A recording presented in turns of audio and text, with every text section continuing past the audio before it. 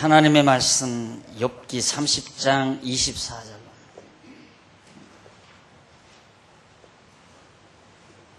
욥기 30장 24절.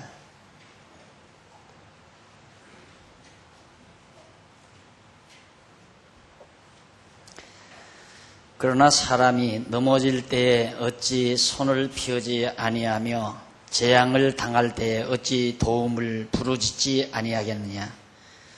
고생의 날 보내는 자를 위하여 내가 울지 아니하였는가. 빈궁한 자를 위하여 내 마음에 근심하지 아니하였는가. 내가 복을 바랐더니 화가 왔고 광명을 기다렸더니 흑암이 왔구나. 내 마음이 어지러워서 쉬지 못하였구나. 환난 날이 내게 임하였구나. 나는 햇빛에 쬐지 않고 거머진 살을 가지고 걸으며 공회 중에 서서 도움을 부르짖고 있느니라. 나는 이리의 형제요 타조의 벗이로구나. 내 가죽은 거머져서 떨어졌고 내 뼈는 열기로 하여 탔구나. 내 수금은 애곡성이 되고 내 피리는 애통성이 되었구나. 31절까지 봉독했습니다. 이제 봉독해드린 욥기 30장 24절로 31절까지는 욥 자신이 당하는 그런 고난 중에 자기의 참담한 모습을 이렇게 수레하는 그런 내용이 거기 나옵니다. 애가라고 할 수가 있죠. 자기 자신이 당하는 아주 참담한 모습을 노래합니다. 자, 이것이 이제 고난에 대한 자기 자신의 고난에 대한 진술, 또 고난에 대한 노래인데, 거기 보면 사람이 넘어질 때 어찌 손을 펴지 아니하며 재앙을 당할 때 어찌 도움을 부르짖지 아니하겠는가. 욥이 지금 넘어져서 손을 펴가지고 하나님께 도움을 구하고 있다 얘기죠. 그런데 고생의 날 보내는 자를 위하여 내가 울지 아니하였는가. 자기 자신이 이처럼 형편없이 곤고하게 돼서 하나님 앞에 도움을 구하는데 욥 자기 자신은 고생의 날 보내는 자, 아주 고생하고 고통당하는 그런 자들에게 어찌 자기 자신이 어찌 울지 아니하였는가. 자기 자신도 슬퍼했고 같이 고통스러워했다 하는 얘기죠. 그리고 빈궁한 자를 위하여 내 마음이 근심하지 아니하였는가. 아주 정말 힘없고 가련하게 된 자들을 위해서 자기 마음도 심히 근심을 했다. 이게 참 쉬운 일이 아니죠. 남이 고통당하면 함께 괴로워하고 남이 정말 슬퍼할 때 함께 슬퍼하는 것은 참 쉬운 일이 아닙니다. 그냥 보편적인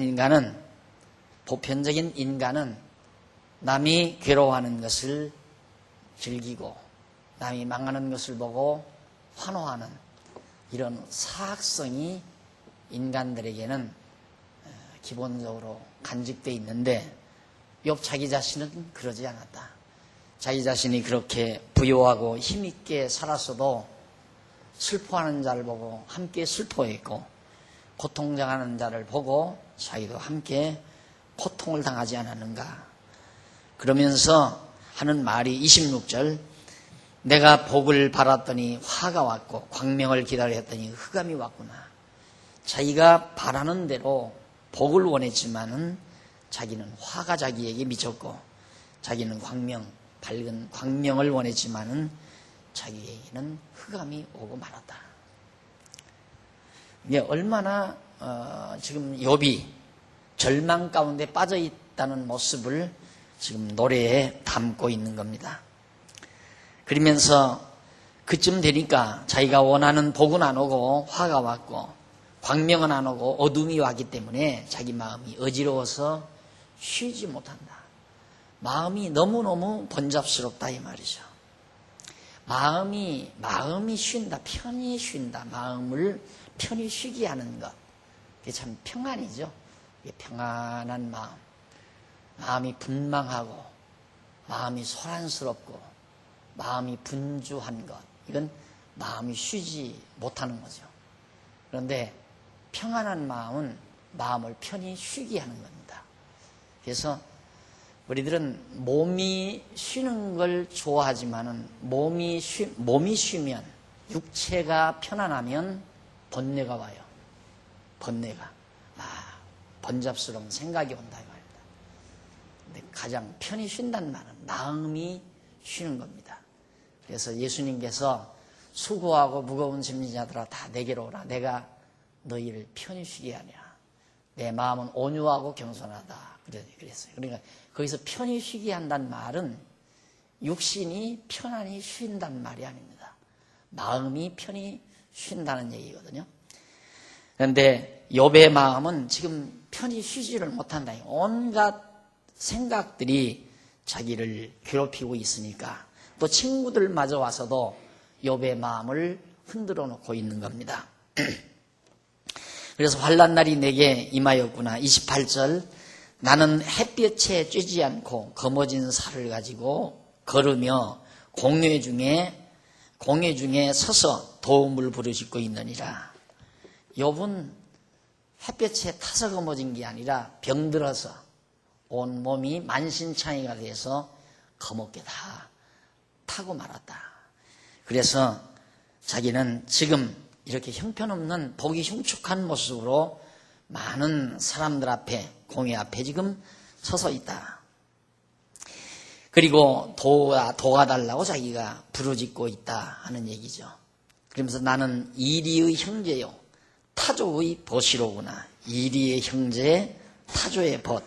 이리 아주 사악한 이리 때 짐승과 같이, 또 타조 아주 새 중에 이 타조가 흉측하잖아요. 그런 벗이 되고 말았다. 그래서 여기서 거머졌다는 라고 하는데, 이는 살이 못 쓰게 돼서 헤어졌다는 그런 의미를 말하고, 자기 뼈가 열기로 탔다. 자기 뼈는 몸에 질병으로 인해서 열이 솟으니까 뼈가 다 타들어간다.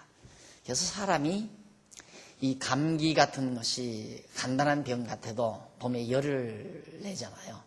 그래서 몸에 열이 난다고 하는 것은 뼈를 자꾸 약화시킨다는 얘기입니다. 그래서 몸이 과도한 열을 가지는 것은 우리가 볼 때 간단한 병 같지만은 실제로 우리 이 건물로 말하면 골조를 약화시키는 그런 무서운 하나의 질병이죠. 우리 건강도 몸이 자꾸 과도한 열이 바라는 것은 뼈를 자꾸만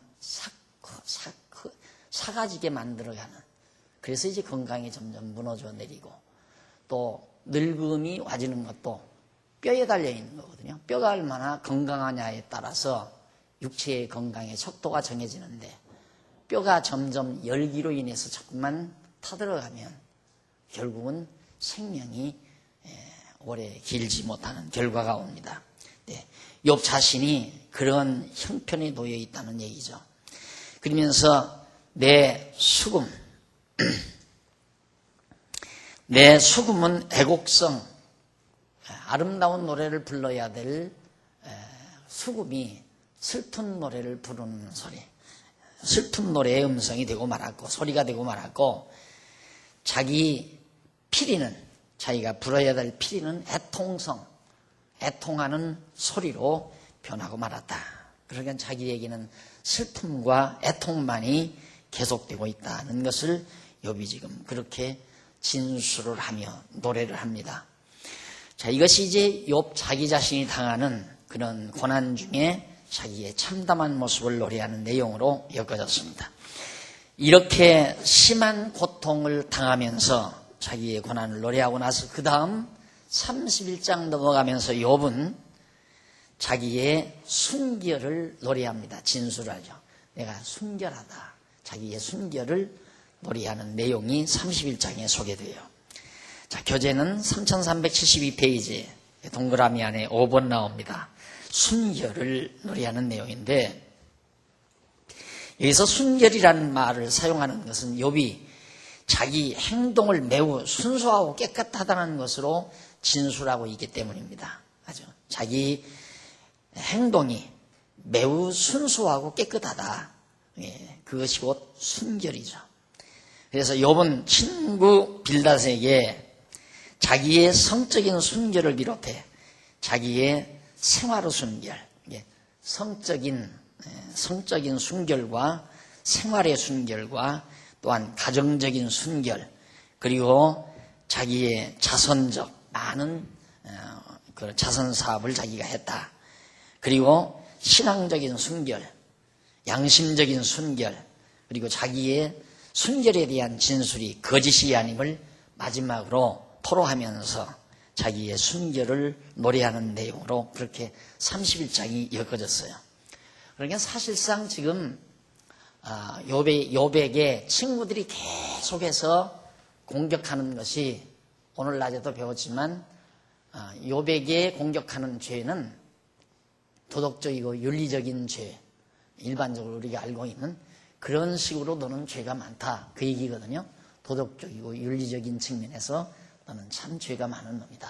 그래서 그 죄값으로 네가 망했다. 이제 그런 얘기인데, 욥은 끝까지 의롭다고 하는 것은 자기 자신이 하나님 경외하고 하나님을 의지하고 살았다. 이제 이런 측면에서 자기의 의를 주장하면서 너희들이 이렇게 날들어 윤리적이고 도덕적인 측면에서 죄를 졌다고 하지만은 사실상 그 분야에도 나는 순결하다. 이런 얘기입니다. 너희들이 생각하듯이 내가 그렇게 정말 막된 인간이 아니다. 그러면서 자기의 순결을 노래하는 내용이 31장에 나와요. 그러니까 이 종교적인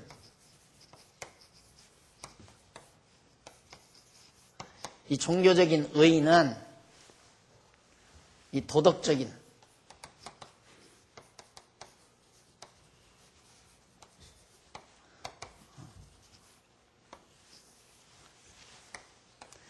종교적인 의의는 도덕적인 의의를 유발합니다. 유발. 그러니까 이 도덕적인 의의를 완벽하게 당장 이제 도표로 말하자면 이 종교적이죠.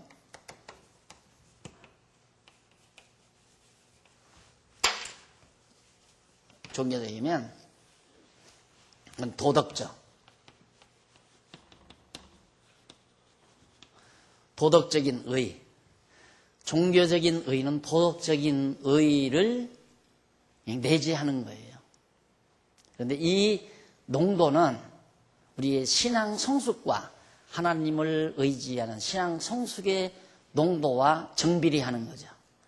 내가 신앙적인 성숙도가 50이라면 도덕적인 그 순결성도 한 50에 도달할 수 있는 거고, 종교적인 의의가, 종교적인 신앙적 성숙도가 100이라면 도덕적인 순결성도 100에 도달할 수 있는 것이다. 그러니까 왜 그러느냐면 이 도덕적인 의의라는 것은 이것은 이 자체만으로 가능해지는 게 아니기 때문에 완전히 종교적인 하나님과의 나와의 관계에서 형성되는 과정을 통해서 수반되지는 따라오는 하나의 결과이기 때문에 도덕 그 자체만을 가지고는 불가능한 것이다. 만약에 종교적인 의의가 없는 이 도덕적인 것은 위선에 속하는 거죠.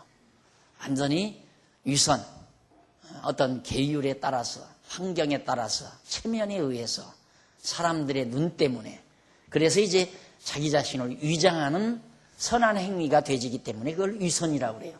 자기를 위장하는 선한 행위이기 때문에. 그래서 도덕 그 자체만으로 자기 행위를 가다듬어가는 것은 위선에 속한다. 그러나 종교적인 의의에 의해서 따라오는 도덕적인 선은 위선이 아니에요. 이건 저절로 종교적인 이런 의의를 이루어진 자에게서 하나님을 의지하는 신앙의 성숙도와 함께 이 정비례하는 하나의 결과로 따라오는 것이다. 그러니까 욥과 같은 사람은 전적으로 하나님을 의지하고 하나님을 신앙하며 살기 때문에 이런 친구들이 생각하는 이런 도덕적인 의에 대해서도 상당히 높은 수준급에 도달해 있음을 우리가 이 욥을 통해서, 욥기를 통해서 알 수가 있습니다. 먼저 그가 자기의 순결함을 얘기하는데 그것이 바로 순결함, 그것이 바로 성적 순결을 뜻하는 겁니다. 성적인 순결. 그래서 이제 그 성적 순결에 대해서 뿐만 아니라 그 이후에 여러 가지 순결에 대해서 차근차근 정리를 해요. 그럼 우선 보십시다. 1절로 4절에 보면 31장 욥이 빌닷에게 자기의 성적인 순결함에 대해서 진술을 합니다.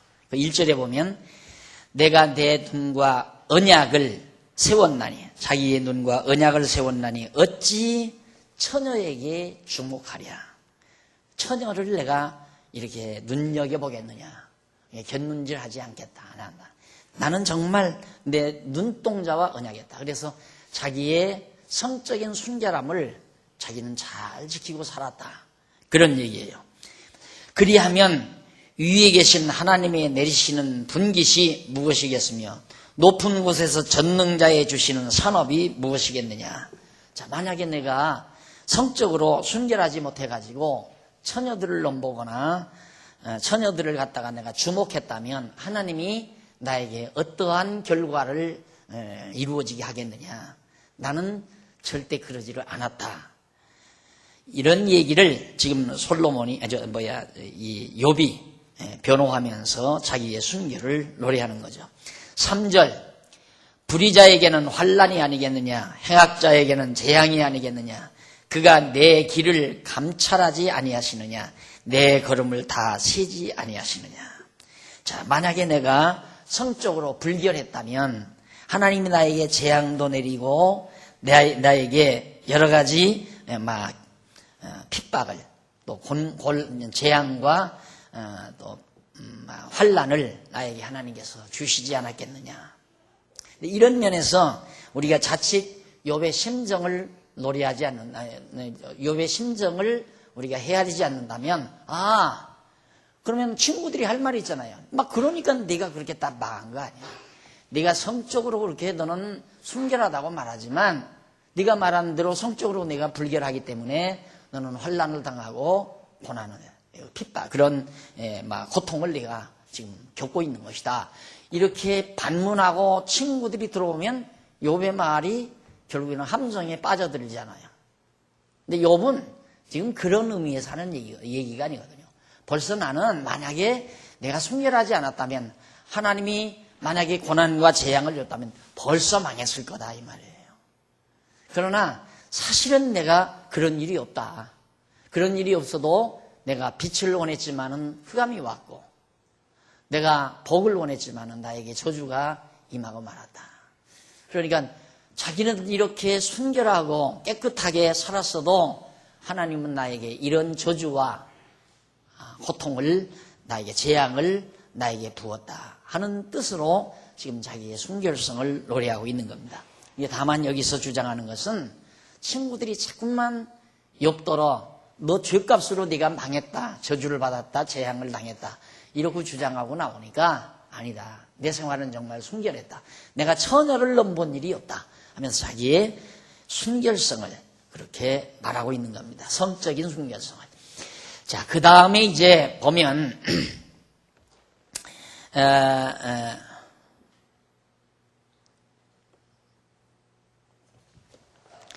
거기 이쪽 잠시 한번 보고 3373페이지 위에서 제일 위에서 네 번째 줄 앞부분에 보시면 다시 말하면 욥이 순결하지 못하다면 욥을 감찰하시는 하나님께서 욥에게 재앙을 내리셨을 것이라는 뜻입니다. 이제 내가 설명한 것이에요. 이는 욥이 죄의 대가가 재난이라는 친구들의 주장에 대해서 공감하는 뜻으로 하는 말이 아닙니다. 자기의 순결함의 진실성을 강조하는 뜻으로 말하는 것이지 너 말이 옳다.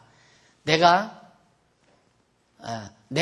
이렇게 망한 것은 순결하지 못하기 때문에 망했다. 이런 뜻으로 공감하는 뜻으로 하는 말이 아니에요. 나는 사실상 순결했어도 하나님께서 나를 이렇게 망하게 한 것은 내가 순결하지 못하기 때문에 망하게 한 게 아니다. 이런 뜻으로 지금 자기의 순결함을 강조하는 뜻으로 말한 거죠. 그 다음 5절로 8절에 보면 31절 욥이 빌닷에게 자기의 생활의 순결함에 대해서 강조를 합니다. 5절 자기 생활 욥의 선행입니다. 선한 행위 도덕적인 거죠. 언제 나의 행위가 허탄하였으며 내 발이 괴율에 빨랐던가 내 발이 괴율에 빨랐던가 내 행위가 허탄하지도 않고 아주 괴율한 일에 내 발이 빠르지도 않았다. 그리하였으면 내가 공평한 저울에 달려서 하나님이 나의 정직함을 아시게 되기를 원하노라. 언제 내 걸음이 길에서 떠났던가 내 마음이 내 눈을 따라갔던가 내 손에 더러운 것이 묻었던가 그리하였으면 나의 심은 것을 타일이 먹으며 나의 소산이 뿌리까지 뽑히는 것이 마땅하니라. 자, 욥 자기 행위가 참 순수했다 그 말이에요. 허탄하지도 않고 괴유를 행하지도 않고 그렇다면 하나님의 심판, 공평한 저울, 심판이죠. 하나님의 심판 앞에서 자기의 정직함, 하나님이 정말 자기는 불의하지 않다는 정직함을 아시게 되기를 간절히 자기는 바라고 있다. 그러면서 언제 내 걸음이 길에서 떠났던가, 이 도자 아니에요? 길도자. 길도자. 길에서 떠나는 것이 도덕을 버리는 거죠. 길에서 떠나는 것이. 인간이 걸어가야 될 길에서 내가 위배된 길을 걸어간 적이 없다. 내가 걸어가야 될 길을 바르게 걸어갔다. 그런 얘기거든요. 그러면서 내 마음이 내 눈을 따라갔던가. 이게 참 대단한 표현이죠. 내 마음이 눈을 따라가지 않았다. 근데 우리는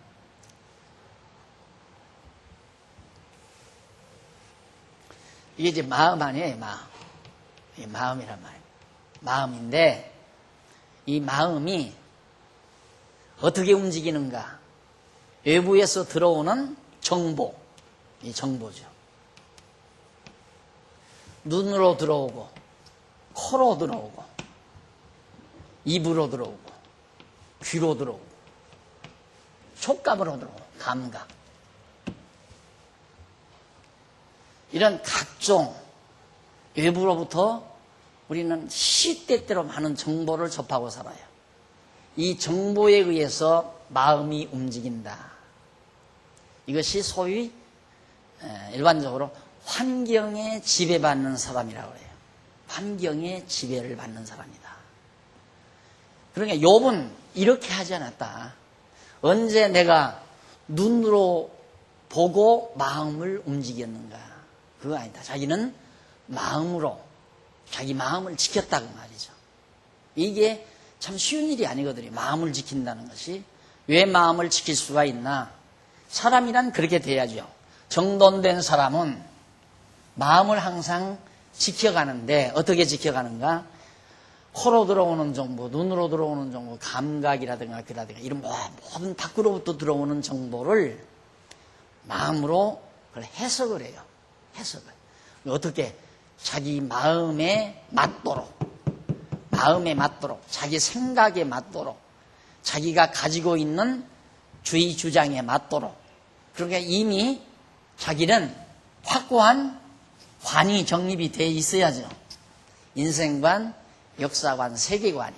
그건 신관에 의한 인생관, 역사관, 세계관이 정리가 되어 있으면 이 마음은 움직일 필요가 없잖아요. 왜?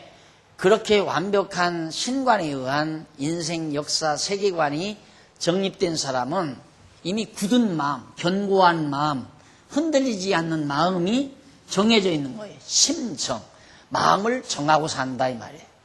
이게 정해진 마음에 따라서 눈으로 보는 것을 해석하고 정해진 마음에 따라서 코로 들어오는 정보, 입으로 들어오는 정보, 귀로 들어오는 정보, 모든 감각 이런 것들을 해석하며 살기 때문에 마음이 흔들릴 수는 없다 이 말이죠. 그런데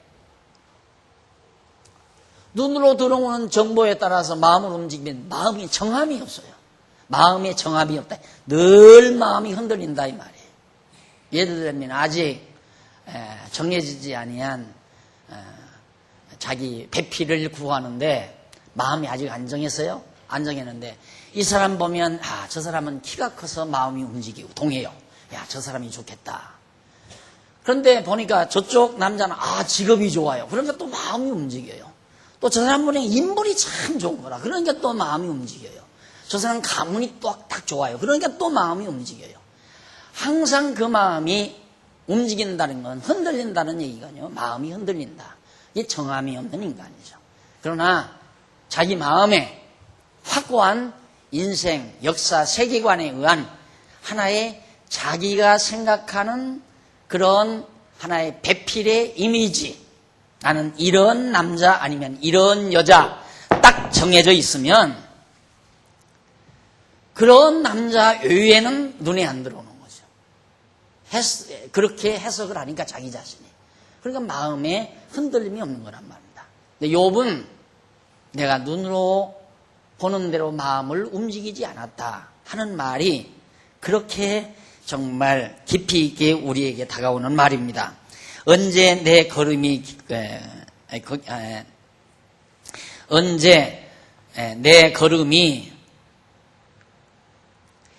길에서 떠났던가 내 마음이 내 눈을 따라갔던가 눈으로 보는 대로 내 마음이 움직여 따라갔던가 내 손에 더러운 것이 묻었던가 손으로 마음으로 걸음으로 자기 행동으로 한 번도 자기는 움직이거나 잘못을 행하지 않았다.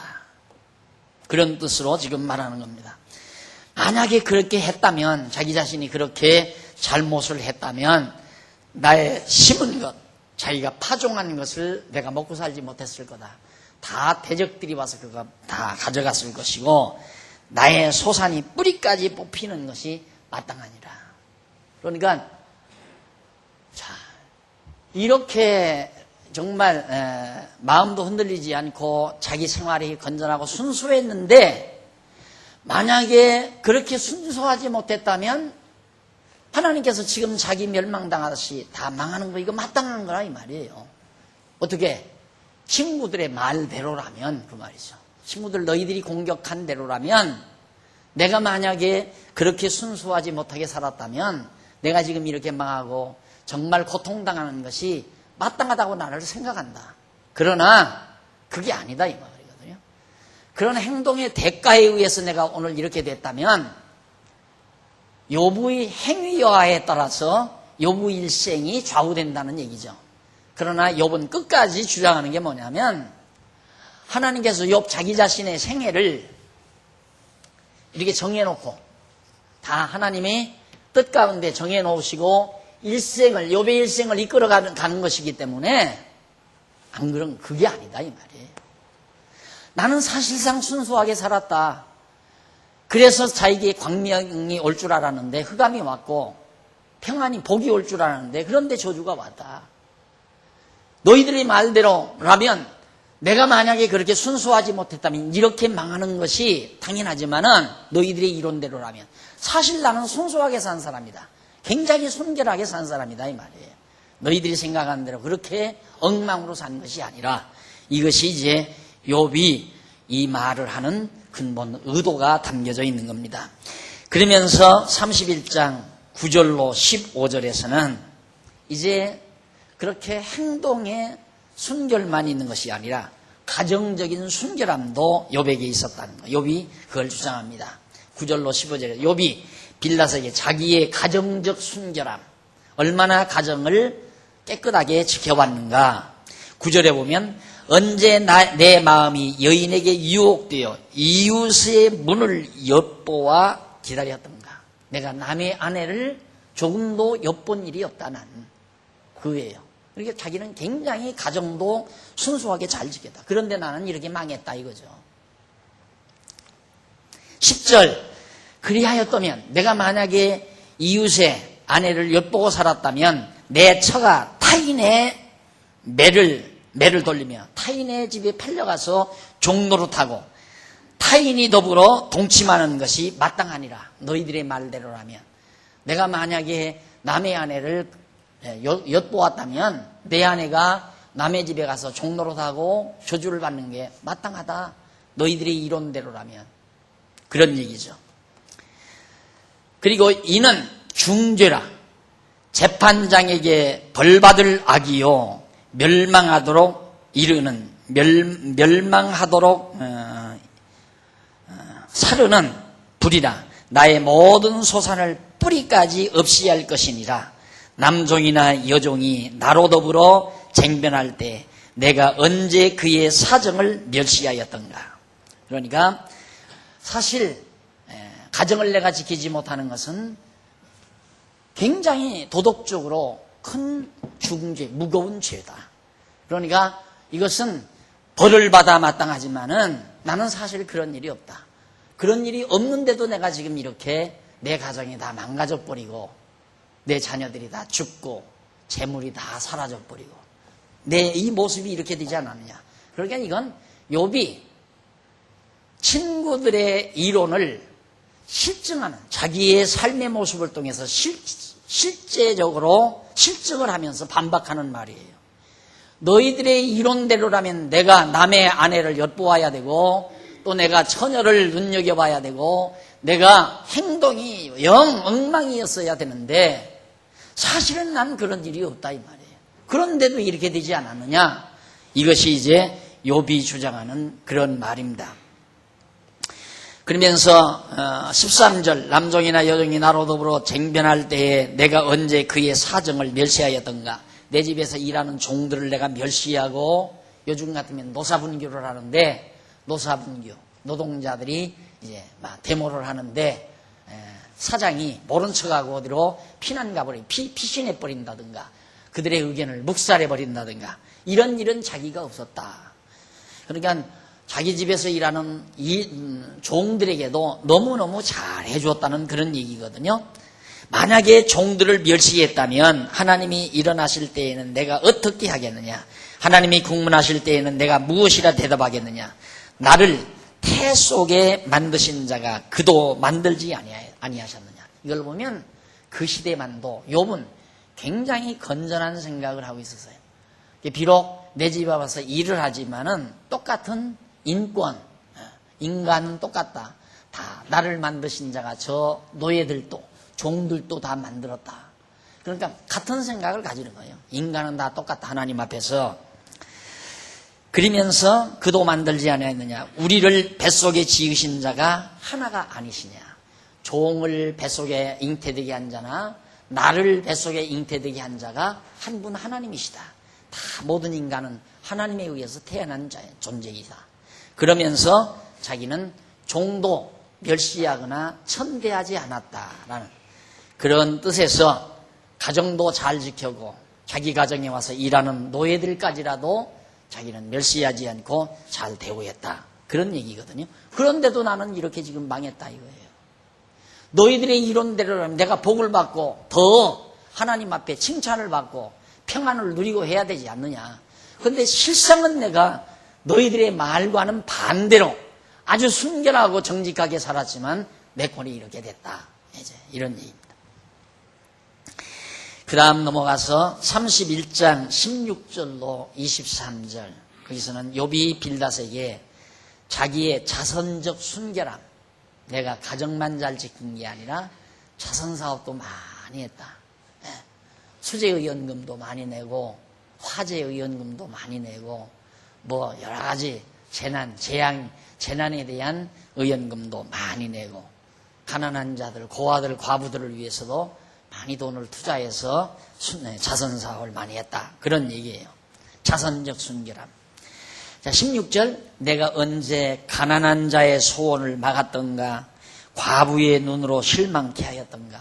가난하고 힘없는 과부들 다 자기는 그들을 박대하지 아니하고 정말 다 도와주고 정말 위로해주고 나만 홀로 식물을 먹고 고아에게 먹이지 아니하였던가.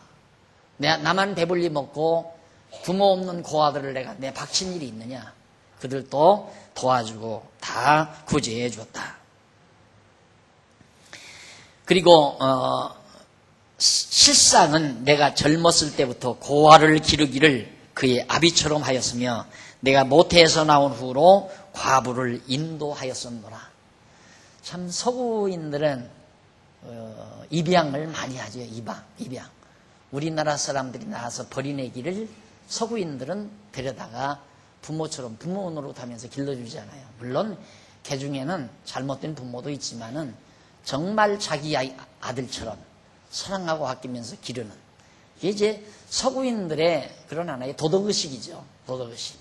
우리나라는 너무 유교적인 그런 문화권 속에 살았기 때문에 혈통밖에는 몰라요. 그게 아예 뿌리 깊이 박여서요. 내 새끼를 해야 되고 내 혈족이를 해야 된다. 이게 이제 유교의 산물인데 왜 그러냐면 이게 이제 미개한 사회의 사상이거든요. 미개한 사회. 미개한 사회라고 하는 것은 우리가 원래 이제 시족국가 아니에요. 시족국가. 처음에 시족에서 부족에서 이제 하나의 국가사회로 시족, 부족, 국가, 민족이지요. 민족사회로. 민족사회로. 그래서 이제 민족사상, 이것도 헐어버리려고 하는 세계화라고 하는 추세가 이렇게 나가잖아요. 그러니까 처음에는 이제 남녀가 어느 이제 벌판 좋은 터전에 자리 잡고 살림을 시작을 하죠. 나무 꺾다가 아담하게 방 하나 만들어서 거기서 살면서 아기를 낳아서요. 남편은 옆에다가 이어서 방 건드려서 또 아기 거기서 크게 만들고, 그리고 장가들이면 바로 옆에다가 집 한 채 또 지어가지고 지금을 내고, 4형제, 5형제, 6형제 내서 아버지가 딱 한가운데 자리 잡고 형제들, 자식들을 주변에다가 집 져서 다 지금을 냅니다. 그럼 거기가 이제 시족의 족장이 돼요. 이게 최초의 시족 국가의 모습이란 말입니다. 이게 족장이 왕이에요. 이게 족장 사회의 사상을 그 넓은 중국 대륙에 퍼져서 막 타민족의 국가 시족들이 여러 지역에 흩어져 사는데 이걸 어떻게 통솔할 방법이 없잖아요. 그러니까 이제 자연 그렇게 상황이 되지는데 족장 아버지가 아니면 할아버지가, 살아계시는 할아버지가 추장이 되고 그 어른의 말이면 법이에요. 땅 줘라 하면 줘야 되고, 그 다음 뺏어라 하면 뺏어야 되고, 저쪽에 살아 하면 저쪽에 살고, 다 삶의 지역도 다 족장이 다 정해주고. 전쟁할 필요가 없잖아요. 아버지가 족장, 할아버지가 족장이 돼가지고. 그걸 일개 단위로 해서 하는 데는 바로 종종이라는 게 바로 필요한 거예요. 요즘 종종. 종종. 시족의 가장 우두머리, 종종. 이게 이제 종교와 통하는 거예요. 그래서 유교는 바로 이런 조상을 아까 말하듯이 신위, 낮에 말하듯이 이 신이란 말을 사용을 해요.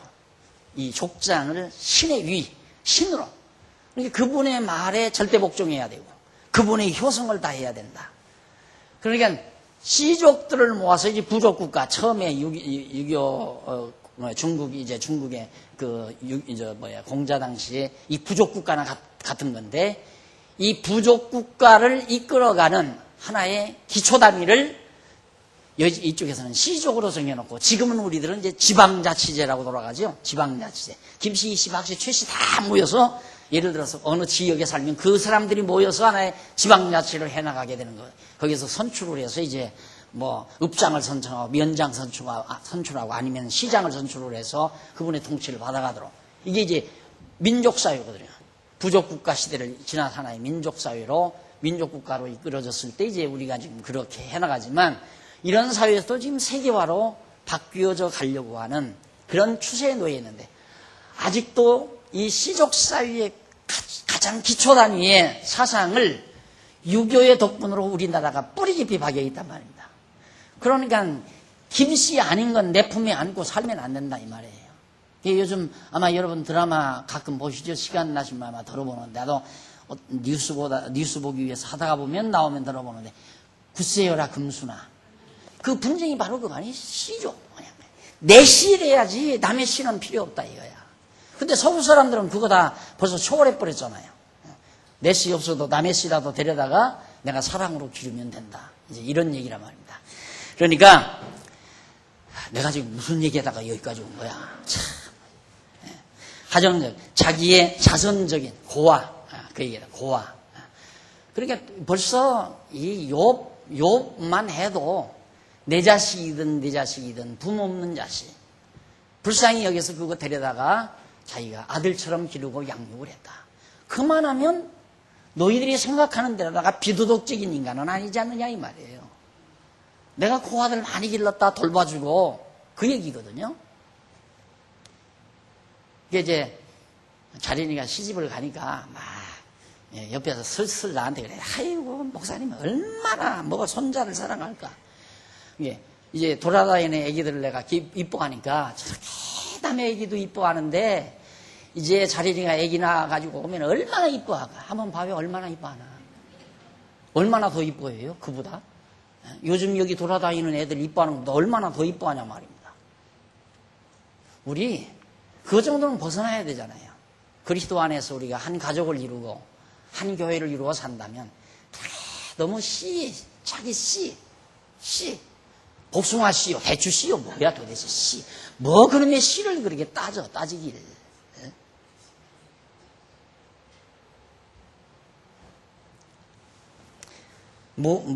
정말 나는 이제 원래 그 기독교 문화를 사실 일찍 받은 거죠. 제가 4대째, 지금 4대째니까 제가 3대째고 할머니 때 받은 거니까 저는 아예 어려서부터 그 기독교 문화에 젖어 산 사람이기 때문에 그래서 그런지는 모르지만 그렇게 씨에 대해서, 자식에 대해서, 아들에 대해서 또 딸도 마찬가지예요. 딸도 아들도 그렇게 내 새끼라고 해서 다 귀하고 남의 새끼라고 해서 정말 막 배기 싫고 그게 아니라 아무래도 이제 가까이 한 집에서 사니까 관심은 더 많이 가겠지만 근본적으로 우리가 그리스도 안에서 살 때에는 다 저게 내 자식들 같잖아요. 우리들 후손들 다 갖고 쟤네들이 커서 이 다음 이 교회를 지키고 또 진리를 지키고 진리를 전승할 자들. 사실 성경에서 보면 후손이라는 의미는 진리 지키고 전승하는 일에 그 지켜나가고 전승하는 하나의 최고의 수단이 바로 자손 번창이에요. 그러니까 하나님께서 이스라엘 백성들을 자손이 번창시켜서 나가게 하는 게 진리를 여호와 경외하는 일을 가르쳐서 그 일이 후대에 계속 전승되게 하는데 아브라함의 자손이 번창되게 한 거거든요. 이게 지금 우리 교회도 마찬가지라 이거예요. 그러니까 우리 자녀들이 정말 앞으로 진리를 지키고 전승하는 일에 우리가 있는 힘을 다해서 다 뒷바라지하고 다 정말 협력해주고 그렇게 해서 물려주고 가는 것이 오늘 우리들의 최대의 보람이고 또 그것이 우리의 기쁨이죠. 자, 그런데 욥은 고아들, 부모 없는 고아들도 자기는 한 번도 그렇게 모르시하지 않았다. 고아를 기르기를 그의 아비처럼 하였으며 내가 모태에서 나온 후로 과부를 인도하였노라. 고아와 과부 힘없는 다 도와주고 붙들어 주었다. 내가 언제 사람이 의복이 없이 죽게 된 것이나 빈궁한 자가 덮을 것이 없는 것을 보고도 나의 양털로 그 몸을 더웁게 입혀서 그로 나를 위하여 복을 빌게 하지 아니하였던가. 가난한 자, 힘없는 자 이런 자들을 다 도와줘가지고 그분들이 나를 위해서 복 빌도록 내가 다 했다. 나 살면서 내 생활이 그랬었다 이 말이에요. 욥이.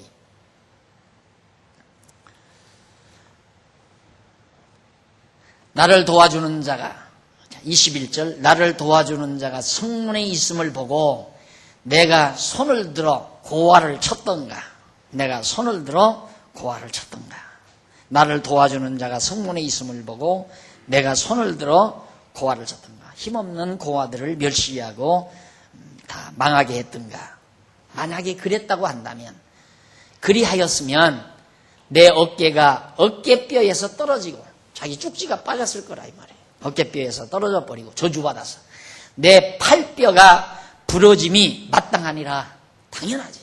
내가 정말로 그렇게 살았다면 나도 너희들이 말대로 내가 망하고 내 팔뼈가 빠져도 내가 할 말이 없다. 그러나 난 그렇게 산 적이 없다 이 말이에요.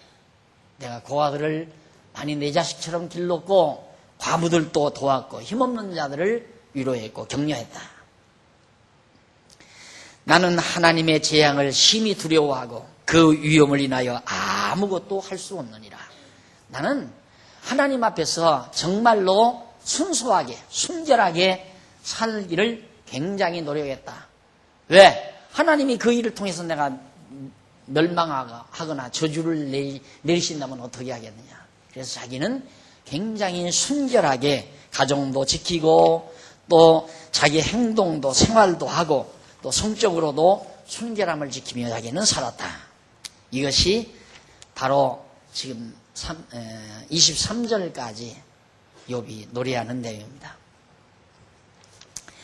그 다음 31장 24절로 28절에서는 욥이 빌닷에게 자기의 신앙적 순결함에 대해서 진술을 합니다. 내가 신앙적으로 하나님 앞에서 얼마나 순결하게 믿음을 지켰는지 아느냐. 24장 내가 언제 금으로 내 소망을 삼고 내가 황금을 내 소망으로 삼은 적이 없다. 그 말은 뭐냐면 하나님이 오직 나의 소망이셨다 그 말이거든요. 정금 들어 너는 내 의뢰하는 바라 하였던가. 금 쌓아놓고 많이 재물 쌓아놓고 재물을 의지하고 재물을 소망하며 산 적이 나는 없다. 자기가 그렇게 부자로 살았어도 그 말이죠. 그러면 25절 언제 재물의 풍부함과 손으로 얻은 것이 많음으로 기뻐하였던가. 돈 많이 벌리는 것으로 자기는 기뻐한 적이 없다. 재물이 자꾸 늘어나는 것으로 환희를 누린 적이 없다 이 말이에요. 그게 쉽지 않잖아요. 이걸 보면 욥이 대단한 학자라고는 안 생각해요. 학자가 재물욕이 있으면 학자가 아니거든요. 벌써 학자는 일반적인 학자라도. 그러니까 학자가 재물욕이 생기니까 부정 입학시키고 돈 받고 시험 문제 가르쳐주고 그런 학자들이 있는 불쌍한 나라죠. 우리나라가. 그러니까 욥은 정말 학자였어요. 재물이 그렇게 늘어나도 또 재물을 소망 삼고 그렇게 살거나 또 돈 많이 벌리는 것으로 기뻐하거나 그런 적이 자기는 없었다. 왜?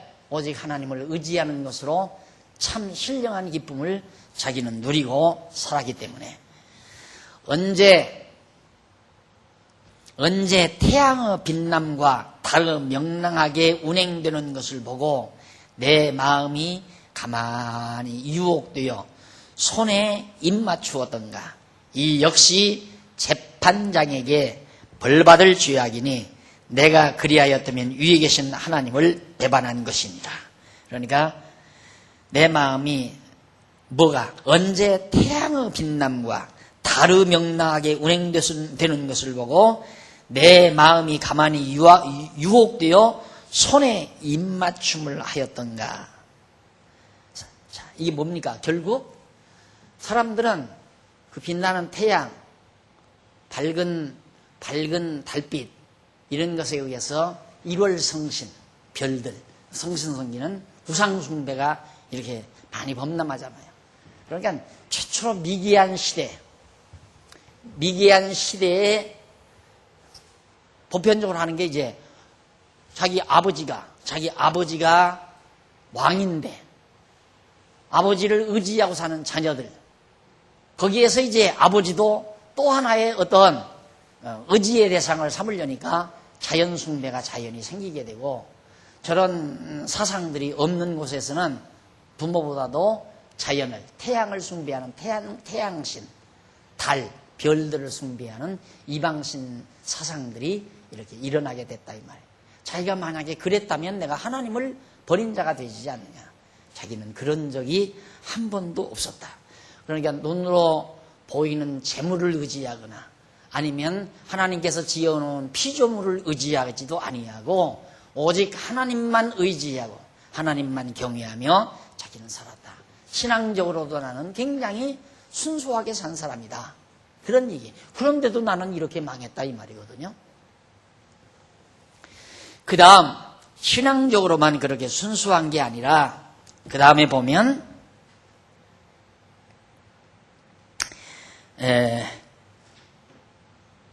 29절로 32절 거기 보면 욥이 빌닷에게 자기의 인간적 순결, 인간적으로 인격적으로 인간적으로 굉장히 자기는 순결했다는 것에 대해서 노래합니다. 29절 보십시다. 내가 언제 나를 미워하는 자의 멸망을 기뻐하였으며, 대단하죠? 자기가 미워하는 사람은 막 저 인간 어떻게 교통사고나 안 나나, 저거 어떻게 그냥 전염병이나 안 걸리나, 저거 암이나 안 걸리나, 이런 생각, 아주 사악한 인간의 마음속에서 그런 생각 나올 수 있잖아요. 자기 돈을 떼먹은 사람이라든가 자기 사업을 망하게 한 사람, 저런 인간은 벼락이나 맞았으면 좋겠다, 이런 생각. 네, 욥은 절대 그런 일이 없었다 이 말이에요. 자기가 내가 언제 나를 미워하는 자의 멸망을 기뻐하였던가. 미워하는 자가 망하는데도 자기는 기뻐하지 않았다 이 말이죠. 솔직히 그 정도 기뻐한다면 하나님 안에서 기쁨은 없는 사람이죠. 그런 사람들은. 네. 그러니까 여러분, 나도 자꾸 그런데 이제 사로잡혀 가지만 축구 경기할 때 일본 애들이 이기면 왜 그렇게 열통이 나죠? 일본 애들이 이기면 우리나라가 골을 넣으면 그냥 속이 시원하고 통쾌하고, 그러다가 내가 깜짝 놀래. 아유, 내가 이렇게 공연히 축구 경기를 보면서 내가 왜 이렇게 사악해지는가. 또 권투 경기를 한때 얼마나 좋아했는데요. 또 권투 경기를. 그래서 일본 사람이 지거나 막 외국인이 지면 신바람이 나고, 외국인에게 우리 선수가 권투에 한 펀치나 맞고 KO당하면 막 열통이 나서 막 텔레비를 껐다 켰다 막 난리를, 열이 나가지고. 그게 내 사악성을 기르는 이 운동 경기라는 게요.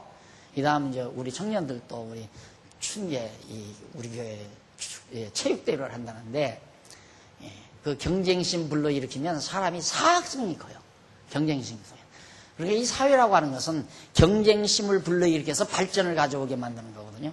그러나 세상이 점점 더 갈수록 악해지는 거란 말입니다. 경쟁심을 불러일으켜서 자꾸 발전하게 만드니까. 그래서 그걸 어떻게 설명할 수가 없으니까 선의의 경쟁이라고 그렇게 말을 붙여놨어요. 선의의 경쟁.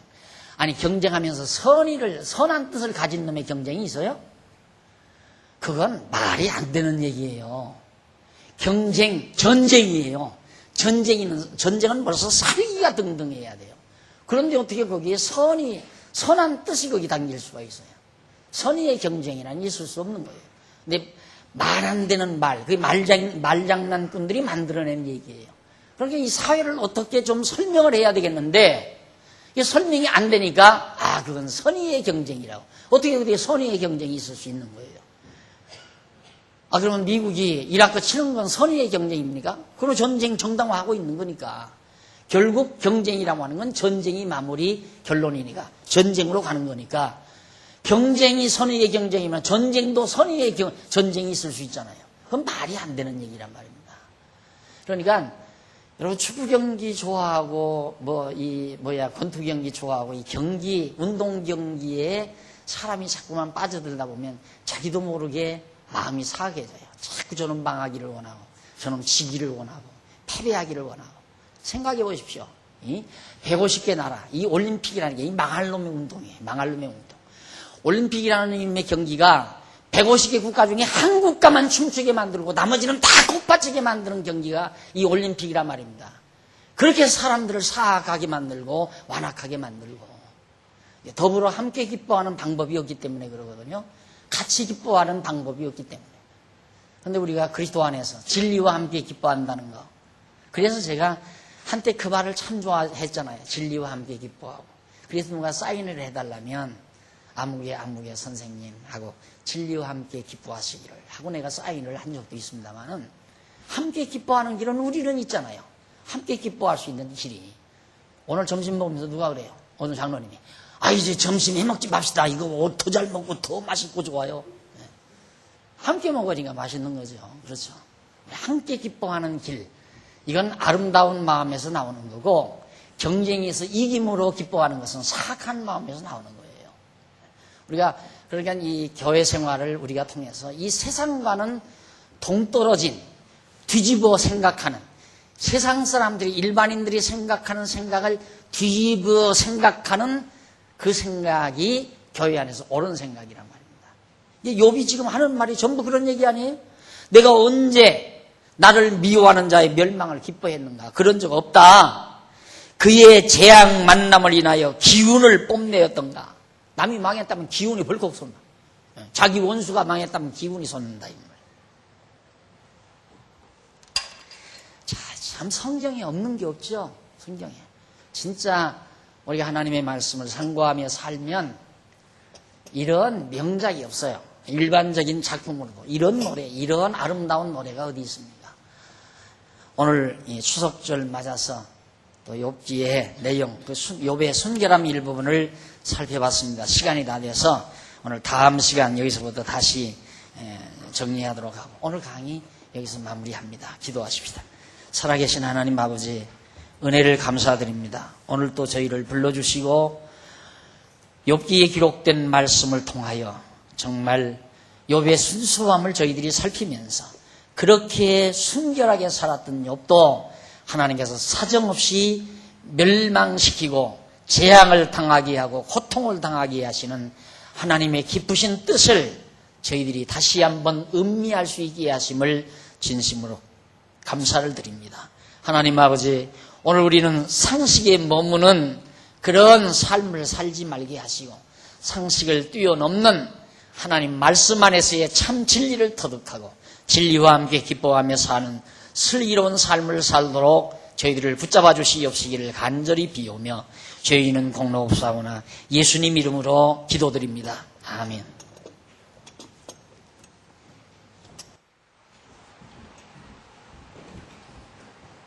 찬송 409